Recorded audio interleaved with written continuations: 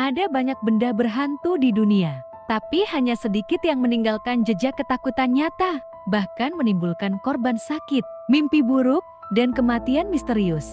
Salah satunya adalah The Dybbuk Box, kotak arwah tersesat dari ritual Yahudi kuno. Legenda Yahudi kuno menyebutkan adanya makhluk roh bernama Dybbuk, roh jahat yang tersesat, penuh dendam, dan mencari tubuh manusia untuk ditumpangi. Dybbuk biasanya terperangkap dalam benda tertentu, dan salah satu benda itu adalah sebuah kotak anggur tua yang kini terkenal sebagai The Dybbuk Box, kotak kecil yang terlihat biasa, tapi sejarahnya penuh tragedi. Kotak ini pertama kali dimiliki seorang wanita Yahudi Polandia yang selamat dari Holocaust.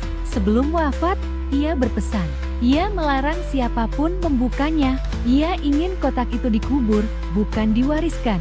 Tapi keluarganya mengabaikan permintaan itu, dan teror pun dimulai.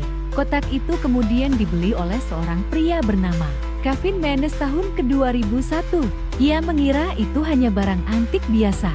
Namun setelah kotak itu dibawa ke toko furniturnya, lampu selalu padam tiba-tiba. Pintu terkunci sendiri. Ruangan berbau busuk tanpa sebab. Ia mulai mendapat mimpi buruk tentang wanita tua yang menyerangnya. Tak lama setelah itu, ibunya datang ke toko. Ketika menyentuh kotaknya, ia pingsan dan terserang stroke pada detik itu juga. Kotak itu kemudian berpindah-pindah tangan. Setiap pemilik mengaku mengalami mimpi buruk yang sama persis. Bayangan hitam mengikuti mereka.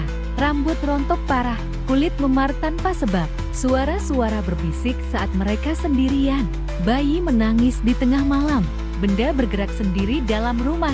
Beberapa orang bahkan meninggal tiba-tiba setelah menyentuh kotak itu. Apakah kebetulan atau kutukan? Beberapa ahli spiritual mencoba menutup energi negatif kotak itu. Ritual Yahudi, penyembuhan rohani, penutupan spiritual, doa pembersihan. Tidak ada yang berhasil. Setiap usaha justru menimbulkan kejadian baru, lebih parah. Satu ruangan pernah hangus terbakar tanpa sumber api.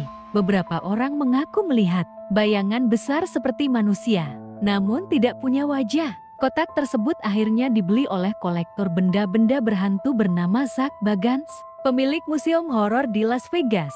Ia mengaku bahwa saat pertama kali membuka kotak itu, ruangan tiba-tiba bergetar, lampu padam, dan ada bau menyengat seperti daging terbakar.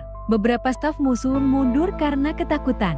Salah satu pengunjung pingsan dan dibawa ke rumah sakit, dan sebagian besar waktu, kotak itu kini disimpan dalam kaca khusus, tertutup, dan dilarang disentuh siapapun. Banyak percaya